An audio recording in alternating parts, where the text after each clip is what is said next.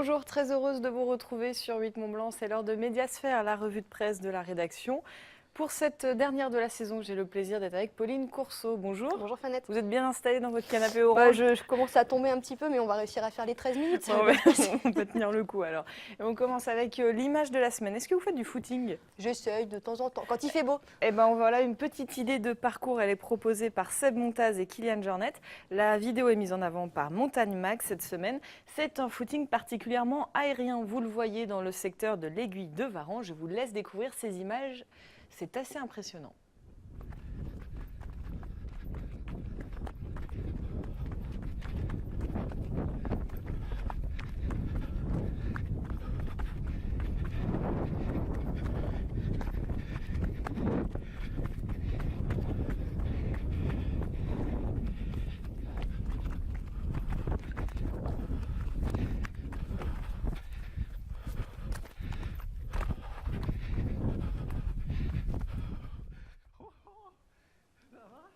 Ça vous fait envie?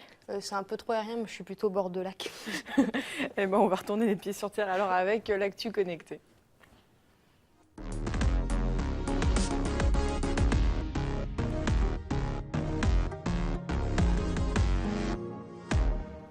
Forcément, on parle du bac sur les réseaux sociaux cette oui, semaine. c'était l'actualité de cette semaine avec en Haute-Savoie aussi plusieurs lycéens. Eh bien, ils ont obtenu plus de 20 sur 20 avec le jeu et bien évidemment des options. Alors c'est le cas de Raphaël Pellegrin, lui il était en filière scientifique. Il n'a pas attendu la publication des résultats pour partir en vacances. A priori, quand on a 20 sur 20, c'est qu'on a tout réussi. C'est en Croatie qu'il a découvert que finalement, il ne s'était pas si planté que ça en maths et en philo par exemple. Il prévoit de faire une prépa maths, mais il ne sait pas encore si ce sera en France ou à l'étranger. Et puis l'autre bon élève, c'est Alexandre Zollinger, 16 ans. Lui, il a flirté avec les 18 de moyenne toute l'année. Il est aussi en série S. Alors, il est né d'une mère d'origine japonaise. Alors, forcément, assez normalement, il a choisi l'option japonais qui lui a rapporté plat de points. Pour la suite, il a préféré une classe préparatoire aux grandes écoles chez les Lazarites à Lyon, sa ville natale. Et puis, un autre tweet assez rigolo de nos confrères de France Info. Vous avez le bac, très bien, la galère commence. Et oui, finalement, le bac, c'est qu'une petite étape dans la vie. Restent les études supérieures pour ceux qui ont déjà une affectation. Et puis ensuite, il faut trouver un boulot et ça, finalement, c'est peut-être le plus dur. Et puis les élus ont rendu hommage cette semaine à une grande dame. Oui, Simone Veil est morte à l'âge de 89 ans. Les hommages se sont succédés depuis l'annonce de sa mort. Et on commence avec la députée Virginie Duby-Muller. Elle rend hommage à cette survivante et à son engagement aux droits des femmes qui est aujourd'hui notre héritage. Martial Sadier, lui aussi député, a posté une capture d'écran de l'hommage national qui a eu lieu pour s'associer à ce jour. Enfin, Patrick Mignola, député également, lui s'incline devant cette vie qui s'est éteinte mais qui continuera d'éclairer les nôtres. Un hommage unanime donc, quelle que soit la classe politique. Et puis dernier symbole pour celle qu'il a été également, Simone Veil sera enterrée au Panthéon avec son mari. Merci Pauline, tout de suite cette atmosphère.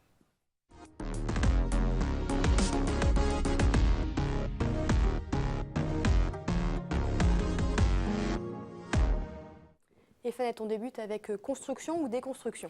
Voilà, on le sait, la saison estivale est propice aux travaux et les chantiers sont légion en Pays de Savoie. Mais celui qui n'avance définitivement pas, c'est celui du Centre des Congrès à Annecy. Le Faucigny revient cette semaine sur la déroute que connaît le projet. Pour rappel, le tribunal administratif de Grenoble a annulé la déclaration d'utilité publique qui avait été signée par le préfet.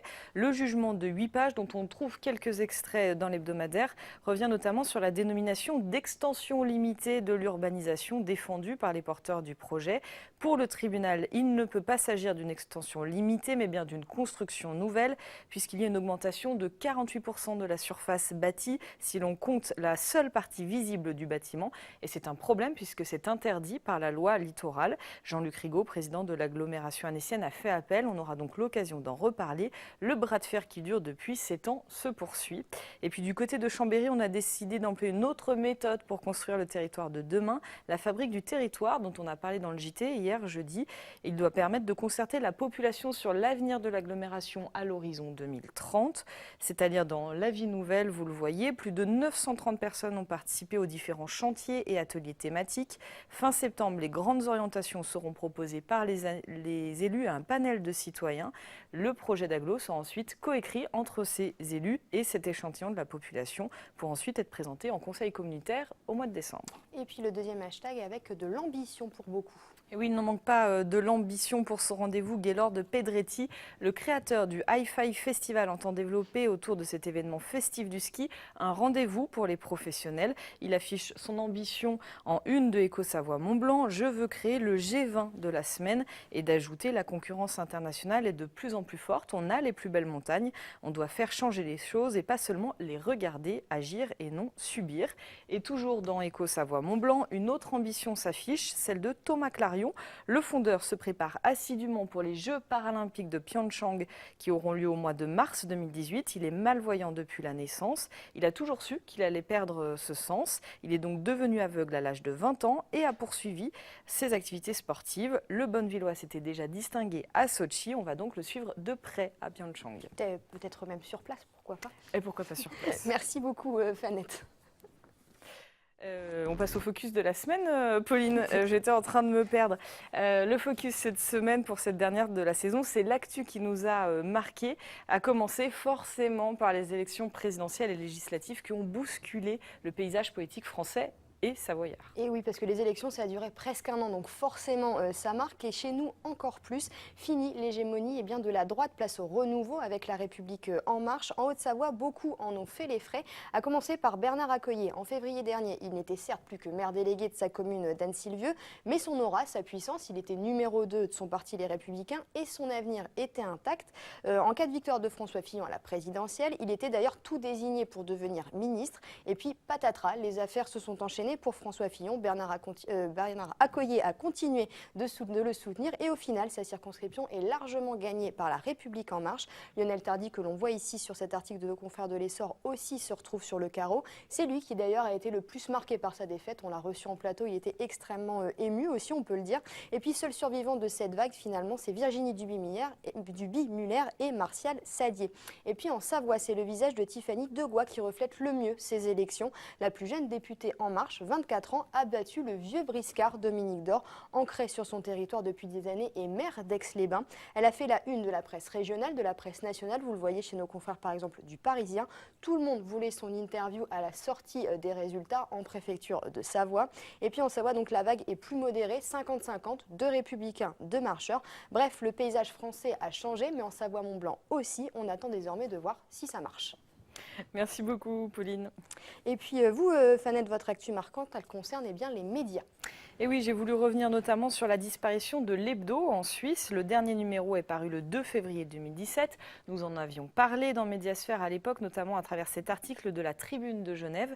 Depuis 35 ans, l'hebdomadaire se distinguait par la publication de reportages et d'enquêtes au long cours. Il était lu, cet hebdomadaire, 155 000 lecteurs.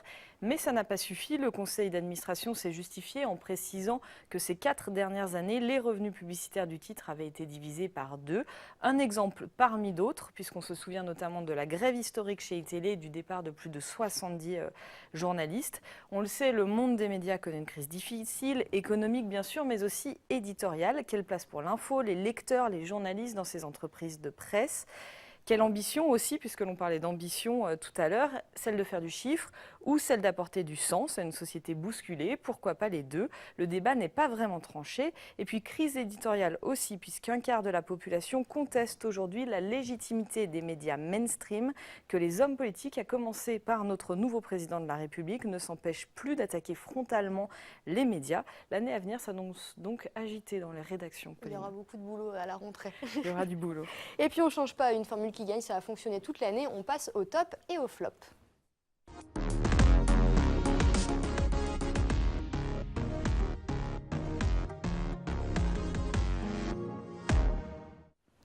Et comme chaque semaine, on commence avec les flops et des bacheliers qui disent non à 500 €. Oui, des lycéens du lycée Saint-Exupéry de Lyon ont publié mardi une lettre ouverte au président de la région Auvergne-Rhône-Alpes, Laurent Wauquiez, pour lui témoigner leur opposition à cette bourse de 500 € accordée aux bacheliers les mieux notés et sans condition de ressources. Alors selon leurs calculs, la bourse coûtera 3 millions d'euros à la région. Ils dénoncent le fait que cette distribution de fonds publics se fait en parallèle d'un désengagement massif de la région, du secteur associatif qui se traduit bien par un recul des services publics d'intérêt général.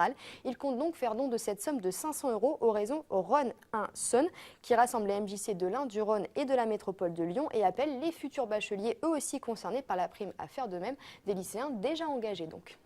Et puis un petit retour en arrière amusant. Et oui, en décembre dernier, nos confrères des acteurs de l'économie faisaient cette une 2020 Macron, maire de Lyon. Alors on peut dire que c'est un petit peu raté, forcément. Il y avait donc tout un dossier fiction que l'on a ici. Hop, tout un dossier fiction sur le fait que Macron rate la présidentielle, mais gravit tout de même avec panache les marches de la mairie de Lyon. Lui, l'ami de l'actuel maire Gérard Collomb. Finalement, Emmanuel Macron ne sera pas maire de Lyon en 2020. Il a d'autres choses à faire. Ni Gérard Collomb, a priori. Ce dernier ministre, pour le moment, ne pourra pas se représenter s'il reste à l'intérieur. Comme quoi, l'actualité va très vite, Fanette, et les articles d'hier ne sont pas les vérités d'aujourd'hui. Et puis une mauvaise nouvelle pour les familles de Haute-Savoie. Oui, c'est la fin d'une époque ou le début d'une nouvelle. C'est selon cette année dans les rues du Grand Bornand, une petite révolution culturelle va se mettre en place. Vous connaissez forcément le festival Au Bonheur des Mômes. Eh bien, l'événement d'ampleur internationale va devenir payant dès cette année. Une évolution devenue inéluctable selon Isabelle Pochac-Cotillou, sa directrice générale et son administratrice. On a tout essayé. Cela fait des années qu'on repousse cette échéance, a-t-elle dit. Au public désormais de se positionner et de valider ou non cette nouvelle offre. Alors, à savoir, ce sera 5 € le bracelet journée, 20 € pour la semaine complète et 3 € pour la journée inaugurale du 20 août prochain. Le festival reste quand même gratuit pour les moins de 4 ans.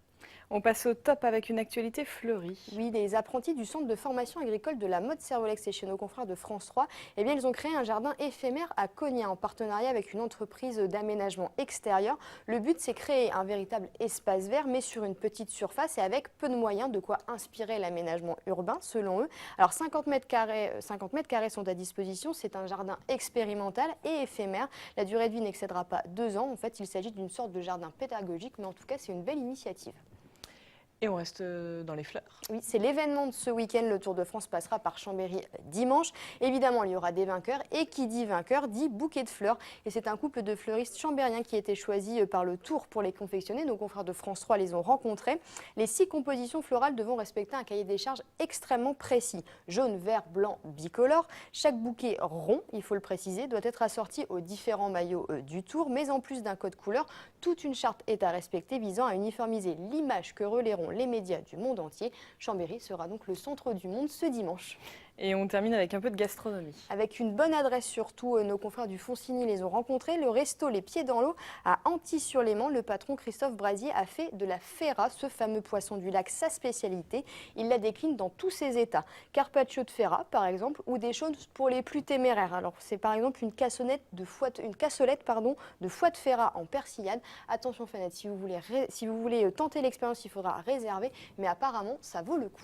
Merci beaucoup Pauline. On se quitte avec une idée de lecture. Dans Active Mag, le numéro d'été nous propose un quiz. Quelle vacancière êtes-vous, Pauline? Vous l'avez fait le test tout à l'heure en rédaction. Je suis épicurienne. Épicurienne, donc de l'instant. C'est important. Et donc vous aviez aussi le choix en zen, sportif, culturel, festive. Vous aurez la réponse avec ce petit test. Et une fois le profil affiché, le mensuel vous propose tout un tas d'idées de sortie en adéquation avec votre profil et vos envies. Moi, je suis tribu, paraît-il, Pauline. C'est si vous emmenez la rédac en vacances, en fait. Voilà, on va tous partir ensemble faire du canoë. Du canoë. C'est la fin. Merci beaucoup, Merci. Pauline. C'est la fin de cette revue de presse. Merci beaucoup à Camille et Damien qui nous ont aidés tout au long de l'année sur cette émission. C'était un plaisir de lire les médias des Pays de Savoie. Ils sont riches en idées et en créativité. Passez un très bel été. Merci de votre fidélité et à bientôt.